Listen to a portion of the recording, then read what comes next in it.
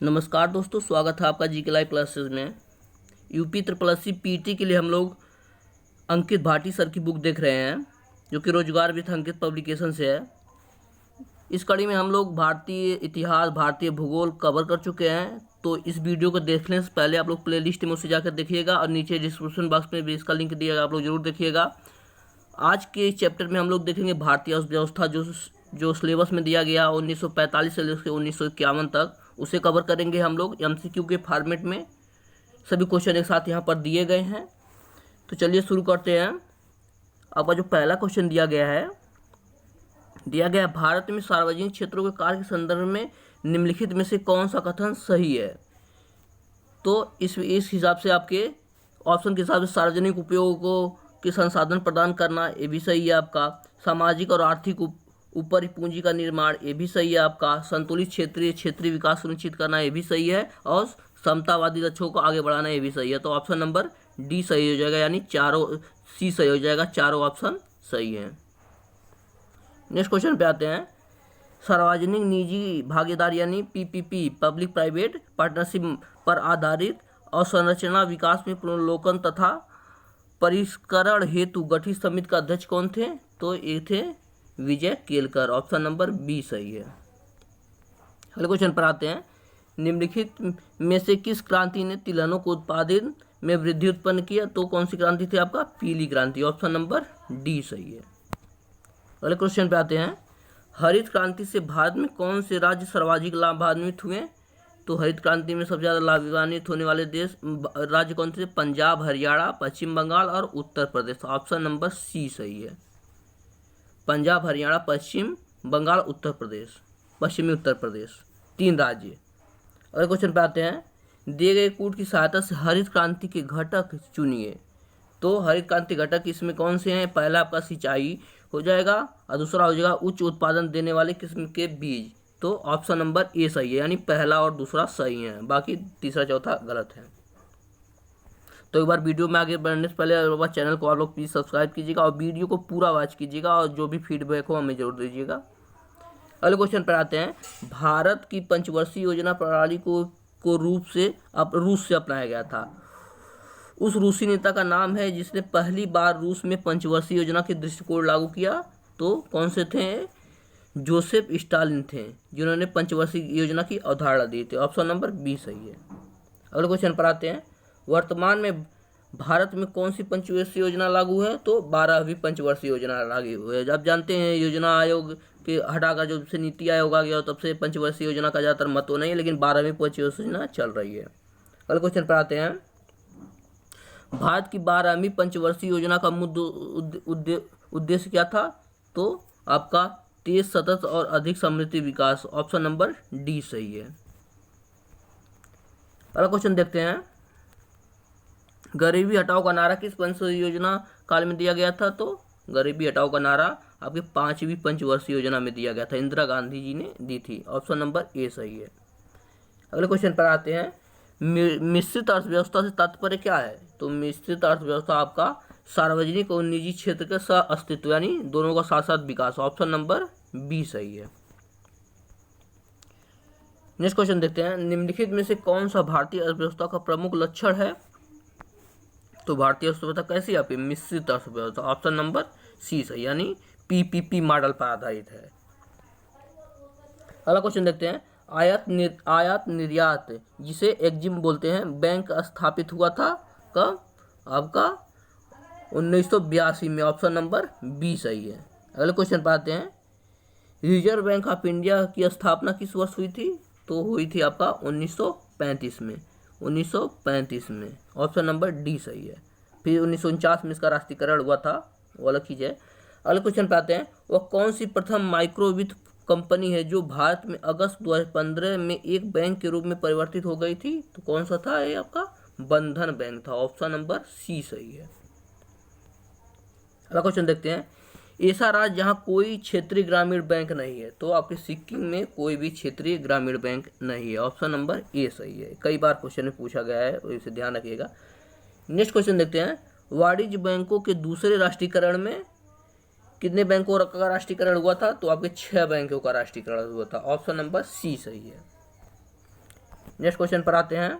एक बार वीडियो को लाइक जरूर कीजिएगा आप लोग, और वीडियो को पूरा वॉच कीजिएगा, जो भी फीडबैक हो जरूर बताइएगा। नेक्स्ट आपका जुलाई 2018 के अनुसार भारतीय रिजर्व बैंक के गवर्नर कौन थे? तो 2012 के 18 के अनुसार आपके उर्जित पटेल जी थे। ऑप्शन नंबर बी सही है। नेक्स्ट क्वेश्चन देखते हैं। संसद ने स्टेट बैंक ऑफ इंडिया के साथ सहायक बैंकों को मर्ज करने के लिए स्टेट बैंक निस्तर और संशोधन विधेयक 2017 पारित किया था। तो कितने बैंकों के साथ? 6 बैंकों के साथ। ऑप्शन नंबर बी सही है। देखिए उस समय का एक करंट पूछा था, तो आप लोग इसमें जो भी क्वेश्चन दिए गए हैं कहीं ना कहीं यूपी त्रिवेशी के पेपर में आए हैं, इसलिए क्वेश्चन पूछा गया। देखिए विधान भवन रचक 2018 में क्वेश्चन पूछा गया था। अगला क्वेश्चन पे देखते हैं। किस अधिनियम में एक ऐसा प्रावधान है जो भारत सरकार को भारतीय रिजर्व बैंक को निर्देश जारी करने का अधिकार होता है? तो कौन सा है आपका? ऑप्शन नंबर डी, आरबीआई अधिनियम की धारा 7 में इसका वर्णन है। ऑप्शन नंबर डी सही है। अगला क्वेश्चन देते हैं। आरबीआई की स्थापना हुई तब इसके केंद्रीय कार्यालय कहाँ पर स्थित था? जब इसकी स्थापना हुई थी तो इसका केंद्रीय कार्यालय आपका कोलकाता में स्थित था।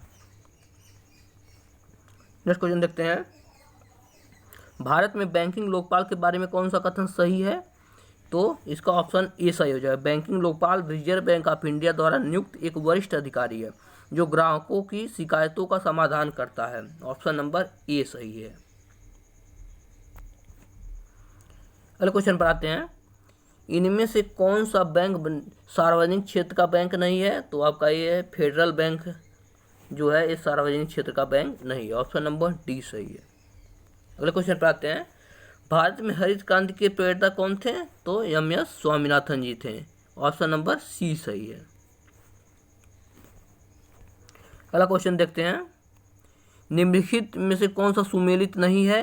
तो आपका सुनहरी क्रांति उद्यान से बिल्कुल सुमेलित है।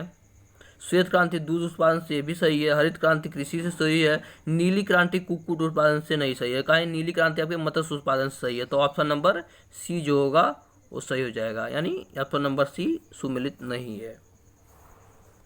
नेक्स्ट क्वेश्चन देखते हैं। हरित क्रांति का सबसे अधिक प्रभाव महसूस किया गया कौन से फसल पर? तो इसमें देखिए आपके गेहूं और चावल दोनों पर था। तो ऑप्शन नंबर ए और बी में कंफ्यूजन है, तो दोनों पर होना चाहिए उत्तर इसमें एक ए और बी दोनों होना चाहिए, लेकिन ज़्यादातर गेहूं पे महसूस हुआ था, तो आप गेहूं लगा सकते हैं। नेक्स्ट क्वेश्चन देखते हैं। ऑपरेशन फ्लड जो सेकंड था का निम्न किससे संबंध है? तो आपका दूध आपूर्ति से संबंधित है। ऑप्शन नंबर बी सही है। अगला क्वेश्चन देखते हैं। भारत में निम्नलिखित में से किस बैंक ने सर्वप्रथम इंटरनेट बैंकिंग सेवाओं की पेशकश की? तो ऑप्शन नंबर सी सही जगह ICICI bank. Option number C सही है। अगला क्वेश्चन देखते हैं। भारत में सार्वजनिक क्षेत्रों के बैंकों में सबसे बड़ा बैंक कौन सा है? तो ऑप्शन नंबर सी सही हो जाएगा, state bank of India, SBI. Next question में देखते हैं। The imperial bank of India को राष्ट्रीयकरण के पश्चात क्या नाम दिया गया था? तो इंपीरियल बैंक आपका जो 1935 में बना था वह बाद में भारतीय स्टेट बैंक के नाम से जाने लगा। ऑप्शन नंबर डी सही है। नेक्स्ट क्वेश्चन देखते हैं।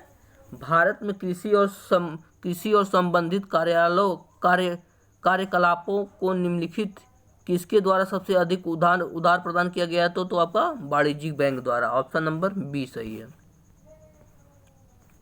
अगले क्वेश्चन पर आते हैं। कृषि निर्यात नीति 2018 का लक्ष्य वर्ष 2022 तक भारत के कृषि निर्यातों को यूएस तक बढ़ाना है। कितने डॉलर में? तो आपका 60 बिलियन से अधिक में बढ़ाना है। ऑप्शन नंबर बी सही है, 60 बिलियन डॉलर से अधिक में बढ़ाना है। नेक्स्ट क्वेश्चन पर देखते हैं।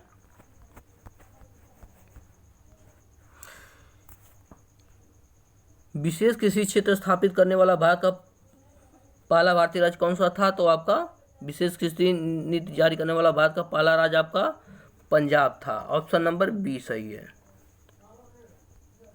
नेक्स्ट क्वेश्चन देखते हैं। इनमें से कौन सा भारत में कृषि विपणन के मुख्य दोषों में से एक नहीं है? तो आपका ऑप्शन नंबर सी सही हो जाएगा, अनुकूल मंडी सही हो जाएगा। Option number C. अगले क्वेश्चन पर आते हैं। भारत में कई केंद्रीय सरकारी संगठन हैं जो कृषि विपणन में शामिल हैं। इनमें से कौन सा ऐसा संगठन नहीं है? तो ऑप्शन नंबर आपका डी सही हो जाएगा, भारत कृषि निगम। ऑप्शन नंबर डी सही है। अगले क्वेश्चन पर आते हैं। खाद्यान्नों का न्यूनतम समर्थन मूल्य प्रति वर्ष कौन घोषित करता है? तो ये घोषित करता है आपका कृषि लागत एवं मूल्य आयोग। ये क्वेश्चन आप लोग ध्यान में रखिएगा क्योंकि न्यूनतम समर्थन मूल्य अभी हाल ही में चर्चा में रहा है। नेक्स्ट क्वेश्चन देखते हैं, भारतीय खाद्य निगम की स्थापना कब हुई थी? तो भारतीय खाद्य निगम आपका 14 जनवरी 1965 में बना था। ऑप्शन नंबर बी सही है। अगले क्वेश्चन पर आते हैं, भारत में कृषि आयकर लगाया जा सकता है? तो किसके द्वारा लगाया जाता है? आपका राज्य सरकार द्वारा। ऑप्शन नंबर बी सही है, राज्य सरकार द्वारा। अगले क्वेश्चन पर आते हैं, कृषि विपणन की आधारभूत संरचना AMI कब से प्रभाव में आई थी? तो आपका अप्रैल 2014 से प्रभाव में आई थी। ऑप्शन नंबर सी सही है। नेक्स्ट क्वेश्चन पर आते हैं, राष्ट्रीय कृषि बाजार NAM क्या है? तो ये आपका कृषि उपज के लिए राष्ट्रीय ई व्यापार मंच है। ऑप्शन नंबर सी सही है। अगले क्वेश्चन देखते हैं, कृषि में नवाचार और उद्यमिता को बढ़ावा देने के उद्देश्य से भारत सरकार स्टार्टअप और उन्हें संभावित निवेशों से जुड़ने में सक्षम बनाने के लिए एक नया कार्यक्रम शुरू कर रही है। इस कार्यक्रम को क्या कहा जाता है? तो इसे कहा जाता है एग्री उड़न। ऑप्शन नंबर बी सही है, एग्री उड़न। अगले क्वेश्चन पर आते हैं, शहरों से बाहर आर्थिक सुअवसर बनाने के लिए मॉडल शहरी आधारभूत संरचना की सेवाएं केंद्रीय ग्रामीण में स्थापित करने का प्रस्ताव रखा गया है। तो इसे क्या कहा जाता है? पूरा, PURA। ऑप्शन नंबर बी सही है। नेक्स्ट क्वेश्चन देखते हैं, कायाकल्प और शहरी परिवर्तन के लिए अटल मिशन किस मंत्रालय के अधीन है? तो अमृत आपका आवास एवं शहरी मंत्रालय के अधीन आता है। ऑप्शन नंबर ए सही है, आवास एवं शहरी मंत्रालय। अगले क्वेश्चन पर आते हैं, रोजगार के अवसरों की कमी की सबसे सही व्याख्या है? तो आपका ऑप्शन नंबर बी सही हो जाएगा, श्रमिक जनित काम करने में सक्षम है, उससे कम कर रहे हैं। तो ऑप्शन नंबर बी सही है, कम कर दे रहे हैं। अगले क्वेश्चन पर आते हैं, प्रधानमंत्री महिला सशक्तिकरण योजना PMMSY के अंतर्गत महिला शक्ति केंद्र MSK को स्थापित निम्नलिखित में किस अवधि के दौरान कार्यान्वयन के लिए अनुमोदन किया गया था? तो आपका 2017-18 में किया गया था। ऑप्शन नंबर सी सही है। अगले क्वेश्चन पर आते हैं, प्रधानमंत्री किसान योजना के अनुसार 31 मई 2019 को संशोधित नई केंद्र सरकार की पहली कैबिनेट बैठक में प्रदान करने का निर्णय लिया गया था। तो इसमें जो भी ऑप्शन दिए गए हैं सभी सही है। 2 हेक्टेयर खेती भूमि वाले अल्पसंख्यक किसानों के 6,000 प्रतिवर्ष दिया जाएगा। 4 हेक्टेयर से अधिक अल्प भूमिधारकों के मध्यम किसानों को प्रतिवर्ष 6,000 दिया जाएगा। 8 हेक्टेयर से अल्प भूधारकों को और सीमांत किसानों को प्रतिवर्ष 6,000 रुपया जाएगा। तो सभी किसानों को प्रतिवर्ष 6,000 रुपया जाएगा। ऑप्शन नंबर डी सही है, यानी जो भी किसान हैं सबको प्रतिवर्ष 6,000 रुपया जाएगा। 2,000 करके 3 किस्त दिए जाएंगी। नेक्स्ट क्वेश्चन है आपका, वस्तु एवं सेवा कर GST भारत में 1 जुलाई कब से लागू हुआ था? 1 जुलाई 2017 से लागू हुआ था। ऑप्शन नंबर सी सही है।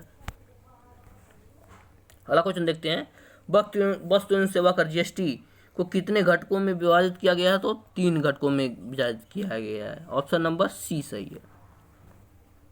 अगला आता आपका, वर्तमान में वस्तु एवं सेवा कर यानी GST नामक कई नई कर व्यवस्था के लिए उच्चतम प्रतिशत स्लैब कितना है? तो सबसे अधिक प्रतिशत आपका 28% टैक्स है, 28%। नेक्स्ट क्वेश्चन पर आते हैं, भारत में किस राज्य सर्वप्रथम GST की पुष्टि की गई थी? तो सबसे पहले असम में लागू हुई थी। ऑप्शन नंबर सी सही है, ऑप्शन नंबर सी। अगले क्वेश्चन पर आते हैं, केंद्रीय वित्त मंत्रालय ने किसे 19 फरवरी 2016 के GST पर बनी राज्यों के वित्त मंत्री के अधिकार प्राप्त समिति का अध्यक्ष नियुक्त किया गया था? तो अमित मिश्रा। देखिए ये क्वेश्चन पुराना आप कहेंगे, लेकिन ये इसमें जो भी क्वेश्चन दिए गए हैं वो UP SSSC में पूछे गए क्वेश्चन है। तो ऑप्शन नंबर डी सही है। नेक्स्ट क्वेश्चन देखते हैं, 1991 की नई उदार आर्थिक नीति के परिचय के साथ साथ भारतीय अर्थव्यवस्था ने अपने अलावा निम्नलिखित सभी माध्यमों से मौजूदा आर्थिक समस्याओं से संबंधित किया है। तो किसको संबंधित किया है? औद्योगिकरण। ऑप्शन नंबर ए सही है, औद्योगिकरण। अगले क्वेश्चन पर आते हैं, भारत के विनिवेश आयोग का प्रथम अध्यक्ष कौन था? तो थे आपके जीवी रामकृष्ण थे। ऑप्शन नंबर ए सही है। अगला क्वेश्चन देखते हैं, भारत की वर्तमान औद्योगिक नीति अधिक उन्मुख है, तो किसकी ओर की तरफ जा रहा है? आपका वैश्वीकरण की ओर जा रहा है। ऑप्शन नंबर बी सही है, वैश्वीकरण। नेक्स्ट क्वेश्चन पर आते हैं, BIFR संबंधित है, तो ये आपका संबंधित है आपका रुग्ण औद्योगिक इकाइयों के पुनर्निर्माण से। ऑप्शन नंबर ए सही है। अगला क्वेश्चन देखते हैं, भारत में नई आर्थिक नीति कब अपनाई गई थी? तो भारत में नई आर्थिक नीति आपका 1991 में अपनाई गई थी। ऑप्शन नंबर सी सही है। अगला क्वेश्चन है, भारत में नई औद्योगिक नीति कब घोषणा की गई थी? तो आपका औद्योगिक नीति भी आपकी 1991 में घोषित की गई थी। ऑप्शन नंबर बी सही है। नेक्स्ट क्वेश्चन पर आ जाते हैं, किसी उत्पाद बेचने के लिए एक नया मंच भारत सरकार द्वारा शुरू किया गया है। इस नए मंच को क्या नाम दिया है? इसे नाम दिया गया है ई-रा-काम दिया गया है। ऑप्शन नंबर ए सही है। नेक्स्ट क्वेश्चन देखते हैं, आर्थिक अन्न उपजाओ अभियान किस वर्ष प्रारंभ किया गया था? तो आर्थिक अन्न अपनाओ आपका 1948 में प्रारंभ किया गया था। ऑप्शन नंबर बी सही है। अगले क्वेश्चन पे आते हैं, सरकार द्वारा ई रकम नाम एक नया प्लेटफॉर्म किस उद्देश्य से शुरू किया गया था? तो शुरू किया गया आपका कृषि उत्पाद बेचने के लिए। ऑप्शन नंबर बी सही है। तो आज का लास्ट क्वेश्चन है, भारत के सकल घरेलू उत्पाद 2019 कृषि और समृद्ध क्षेत्र द्वारा कुल कितने प्रतिशत भाग का योगदान प्राप्त होता है? तो ऑप्शन नंबर सी सही है, 15.87%। 15.87%। अब यहाँ पर सारे के आंसर दिए गए हैं, तो आप लोग एक बार मिला लीजिएगा और जो भी फीडबैक हो हमें ज़रूर दीजिएगा। आप प्लीज़ वीडियो को पूरा देखिएगा, चैनल को सब्सक्राइब कीजिएगा और वीडियो को लाइक कीजिएगा, साथ साथ शेयर भी करते रहिएगा और जो भी फीडबैक हो हमें ज़रूर बताइएगा। धन्यवाद।